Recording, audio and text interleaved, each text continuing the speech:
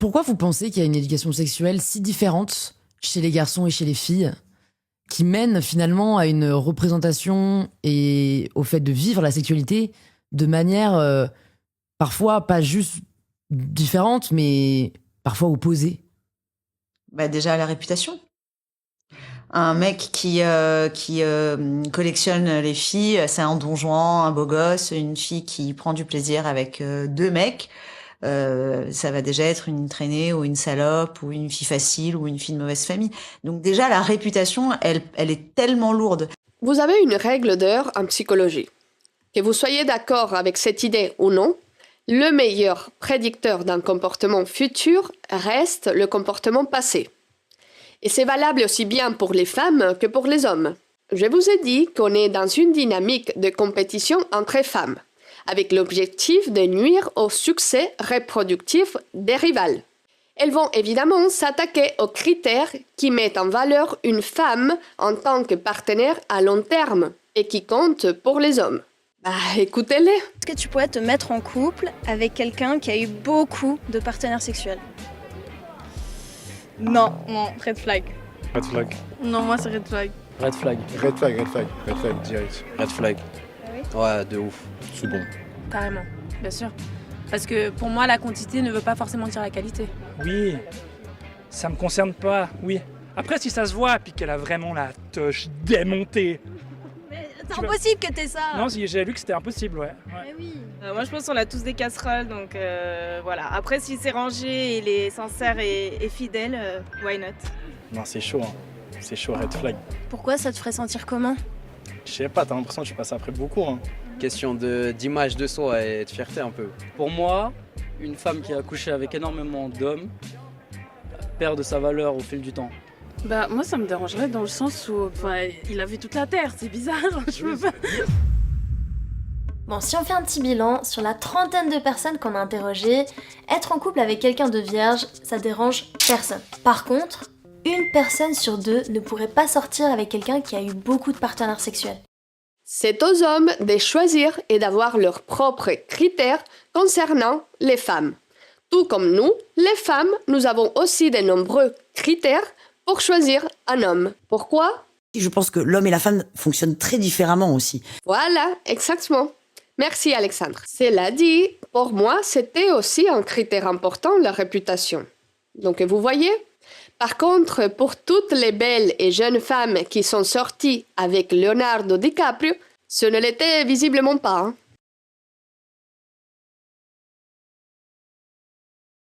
Je vais parler pour les mecs aussi. Il y a des mecs qui sont pas du tout attirés par ce genre de cliché de la salope, la chienne, etc.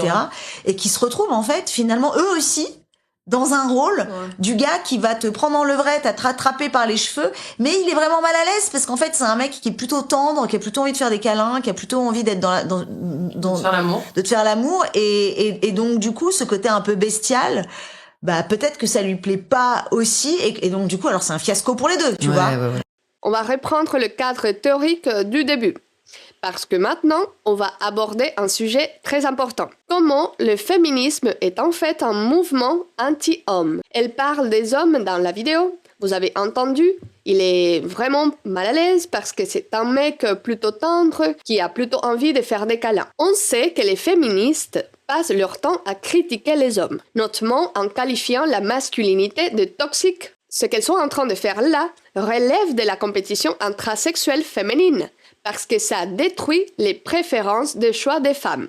C'est-à-dire, elles cherchent à dévaloriser certains traits que de nombreuses femmes recherchent chez un partenaire. Tu es en train de dire qu'il faut promouvoir la domination et la violence sexuelle des hommes envers les femmes? Je répète ce que j'ai dit. Elles s'attaquent aux préférences des choix des femmes. Ce n'est pas moi qui décide de ce que les femmes préfèrent.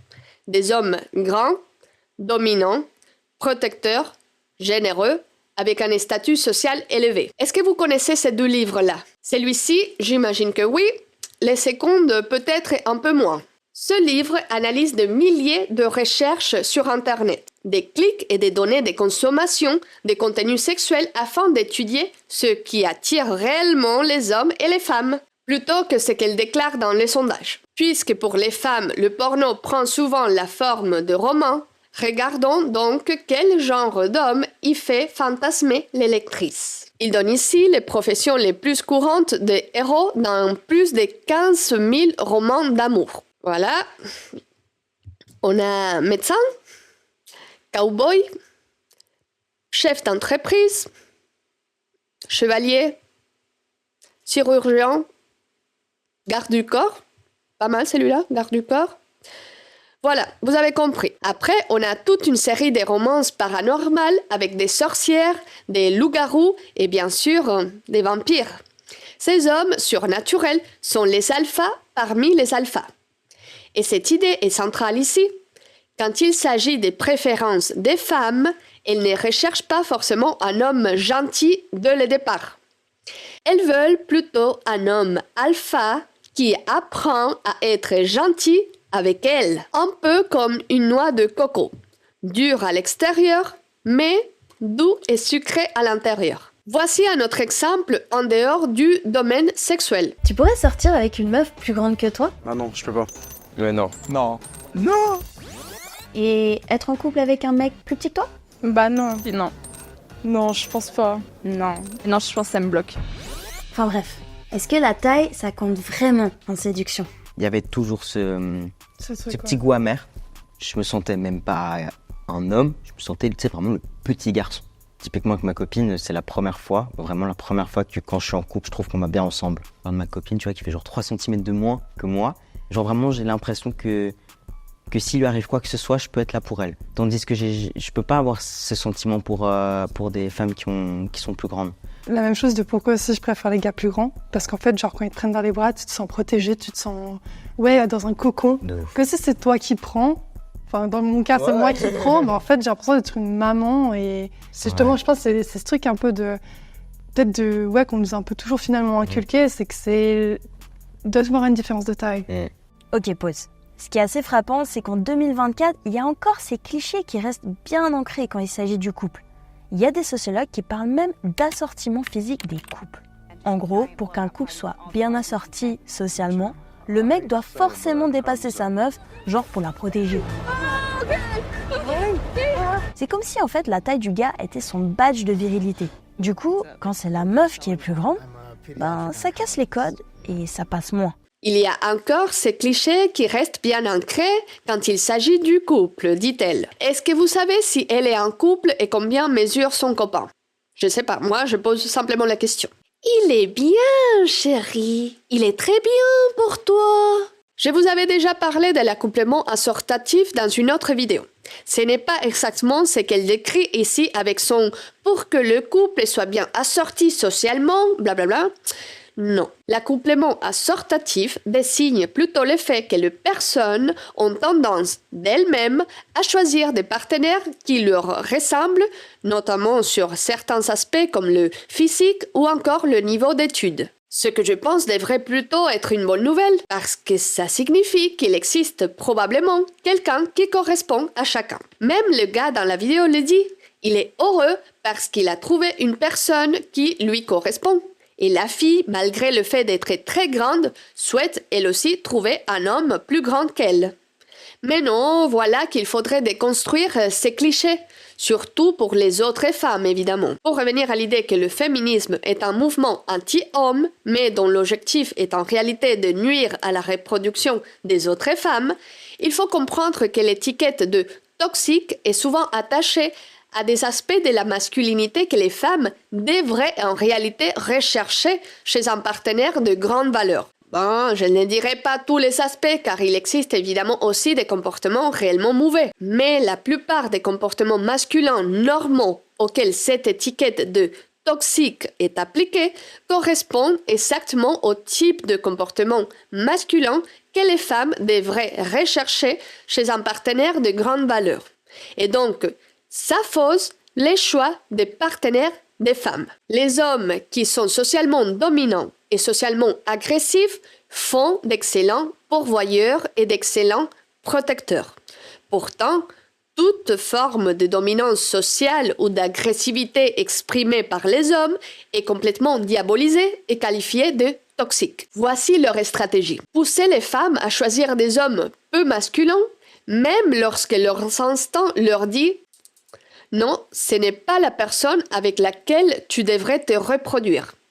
Résultat, elles auront beaucoup plus de mal à construire sur le long terme une relation stable, agréable, durable, rentable, une relation qui fonctionne réellement. Toute forme d'agression masculine et de domination masculine est désormais jugée si inappropriée et considérée comme un comportement si terrible par les femmes ou simplement par la société en général, que les hommes ne se sentent même plus autorisés à être agressifs et dominants envers d'autres hommes qui se comportent mal. Autrefois, les hommes qui maltraitaient les femmes ou ceux qui manifestaient un intérêt déplacé envers les enfants étaient parfois amenés derrière un hangar et passés à tabac par d'autres hommes.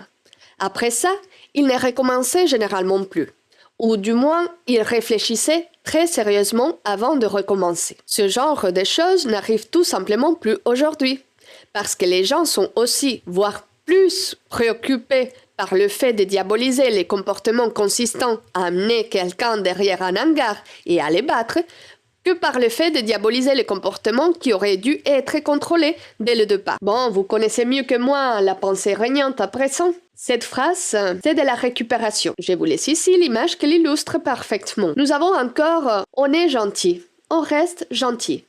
Et bien sûr, tu n'auras pas ma haine, parce que la morale, c'est le déguisement des lâches. Cette diabolisation des hommes masculins et protecteurs dans un contexte social et politique aussi instable me rappelle l'histoire des Robin des Bois. Lorsque le monde est sans dessus-dessous, le héros doit agir comme un criminel. Tout ce que nous pouvons faire, c'est attendre le retour du roi et le rétablissement d'un ordre juste. Donc cette attaque contre le fait d'être un homme a été efficace pour perturber ce comportement de parade nuptiale humain.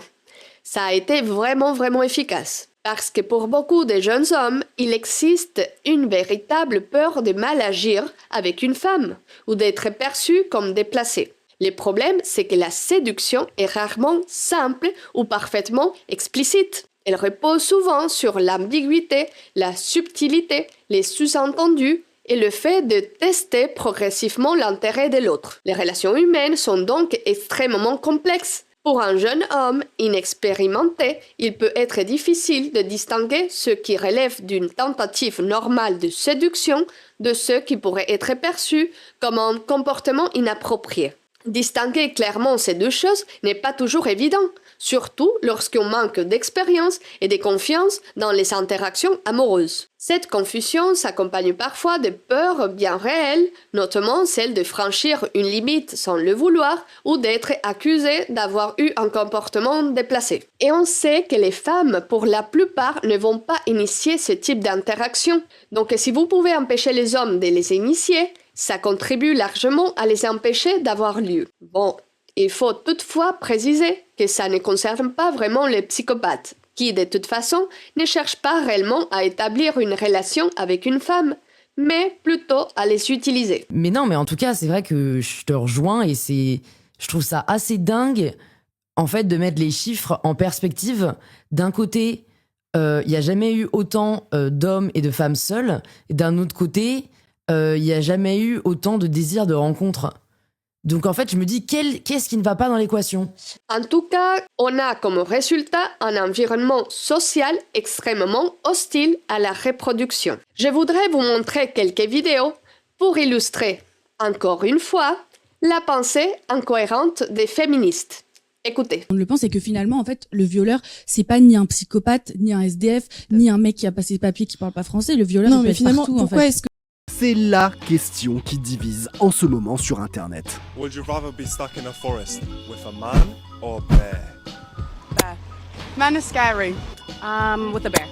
Dans cette vidéo, vue plus de 16 millions de fois, 7 femmes sur 8 interrogées disent qu'elles préfèrent croiser un ours plutôt qu'un homme en forêt. On diabolise tous les hommes, mais en même temps, Écoutez. Et aussi, les 18-24, moi, ce que ont je de me moins en moins de demande, relations sexuelles. c'est C'est que si on suit ta manière de penser, par exemple, je suis célibataire et que je ne trouve pas l'amour, je vais pas me mettre en couple avec un homme que j'aime pas, évidemment. Mais si j'ai une pulsion sexuelle, ce qui en va de mon corps et de la biologie finalement, qu'est-ce que je suis censée faire? C'est-à-dire, je peux pas coucher avec un mec si j'en ai envie parce que mon corps le veut. Alors, ah là là, les pires coups, c'est ceux qui disent « T'es sûr, tu vas mettre la capote parce que moi je sens rien ?» Et je suis là « Mais on se connaît pas, putain !» Vous l'avez remarqué?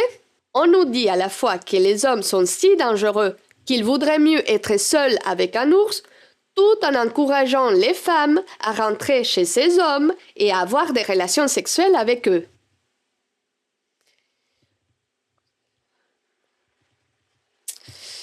Ok. Bon bref, vous avez compris, elles disent tout et son contraire, et elles ne semblaient pas toujours défendre ce qui serait réellement dans l'intérêt des femmes. Gardez en tête que le fait de qualifier les hommes et la masculinité de toxiques relève de la compétition intrasexuelle féminine, parce que ça détruit les préférences des choix des femmes. C'est bien, ma chérie. Il est très bien cet homme. Pour toi.